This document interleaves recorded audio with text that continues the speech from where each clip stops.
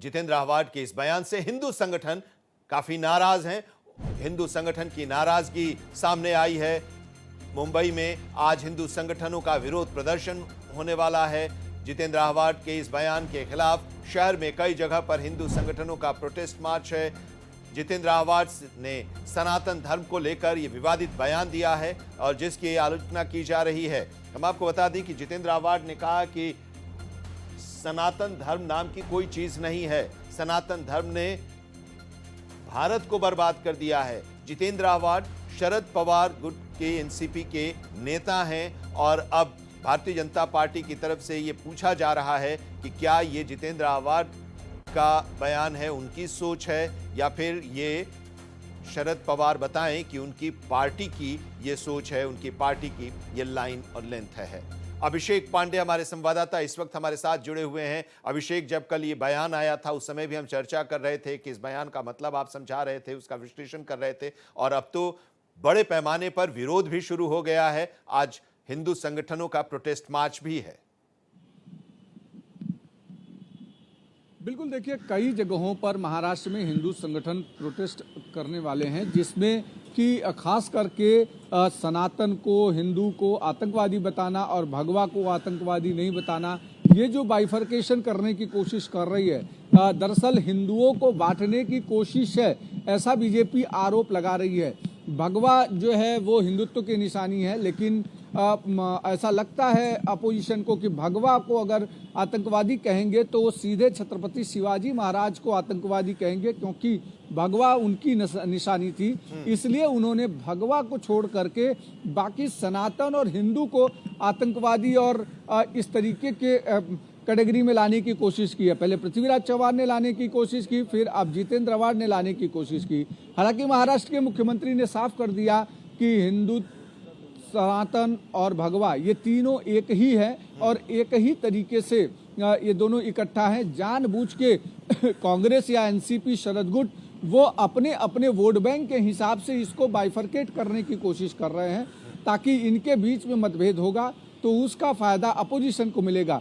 BJP इस बात को लेकर अब पूछ रही है कि कांग्रेस और एनसीपी, शरद गुट ये दोनों क्या हिंदुत्व और भगवा के खिलाफ हैं क्या, क्योंकि सारी चीजें एक आती हैं। पृथ्वीराज चौहान ने कहा कि सनातन संस्था को हमने बैन किया था जब मैं मुख्यमंत्री था, तो इसका मतलब ये है कि सनातन और हिंदुत्व और भगवा तीनों अलग अलग हैं कांग्रेस और एनसीपी की नज़र में, क्योंकि सामने उनको वोट बैंक दिखाई पड़ रहा है, सामने अलग अलग कॉरपोरेशंस के चुनाव है महाराष्ट्र में, और ऐसे में अगर इसको डिवाइड किया गया तो उनको फायदा होगा, ऐसा उन्हें लगता है। जबकि बीजेपी कह रही है ये तीनों एक हैं, जानबूझकर उसके भीतर विभेद करने की कोशिश की जा रही है। ये मालेगांव ब्लास्ट में जजमेंट के बाद इस तरीके की बहस शुरू हुई है। बिल्कुल।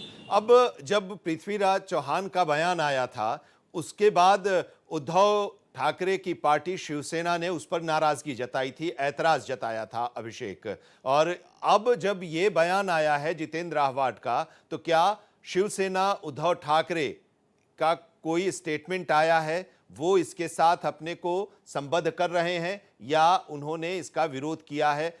कोई स्टेटमेंट, कोई प्रतिक्रिया शिवसेना, उद्धव ठाकरे गुट की तरफ से? देखिए, शिवसेना, उद्धव ठाकरे ग्रुप लगातार बच के काम कर रहा है। उसके पीछे की वजह यह है कि उन्हें लगता है कि इस विवाद में अटकेंगे तो आज के समय में सबसे कमजोर कड़ी अगर पूरे महाराष्ट्र के सियासत में कोई है तो उसका नाम है उद्धव बाला साहब ठाकरे ग्रुप। उसकी वजह यह है कि उनके पास जो मुस्लिम वोट बैंक आया था विधानसभा और लोकसभा चुनाव में, अब जिस तरीके से एमएनएस उनके साथ सटा है, मुस्लिम वोट बैंक छिटकता हुआ दिख रहा है। सनातन और हिंदुत्व के भीतर अगर विभेद करने लगेंगे तो उसमें उनको जो हिंदुत्ववादी वोट बैंक कुछ परसेंट बचा है वो भी अलग हो जाएगा। तो ऐसे में उनकी कोशिश ये है कि फिलहाल इस मुद्दे पर चुप्पी साधे रहने में ही भलाई है। अब एमएनएस ने कल कई बार में जाकर वहाँ पर हंगामा किया कि अब बार बंद कर देना चाहिए, इसको लेकर वो कानून और व्यवस्था को अपने हाथ में ले रहे हैं। आज जितेंद्र आहवाड के इस बयान के खिलाफ हिंदू संगठन भी उतर रहे हैं सड़क पर और इसके खिलाफ विरोध प्रदर्शन कर रहे हैं। तो कानून और व्यवस्था के लिहाज से अगर हम आपके जरिए जानना चाहें, किस तरह की व्यवस्था सरकार की तरफ से या पुलिस प्रशासन की तरफ से की गई है? देखिए, सरकार लगातार इस पूरे महाराष्ट्र के सियासी ड्रामे पर नज़र बनाए हुए है। मुख्यमंत्री ने सीधा कह दिया है कि जो इसके खिलाफ जाएगा या कानून व्यवस्था हाथ में लेगा उसके ऊपर एक्शन होगा। अगर आपको कोई चीज़ पसंद नहीं है तो आपके पास लीगल रास्ता है, आप पुलिस स्टेशन जा सकते हैं, अधिकारियों के पास जा सकते हैं, वहाँ रिपोर्ट दर्ज करा सकते हैं। लेकिन अगर आप ही कानून और सरकार बन करके न्याय देने लगेंगे तो फिर कानून व्यवस्था का क्या होगा। ऐसे में उन्होंने सीधा सभी संगठनों को ये कह दिया है कि आप अगर कानून व्यवस्था हाथ में लेंगे तो आपके खिलाफ एक्शन पुलिस लेगी। और मुख्यमंत्री इस पूरे हालात पर नज़र बनाए हुए हैं। उनकी लगातार महाराष्ट्र के डीजीपी और मुंबई के सीपी से बातचीत चल रही है।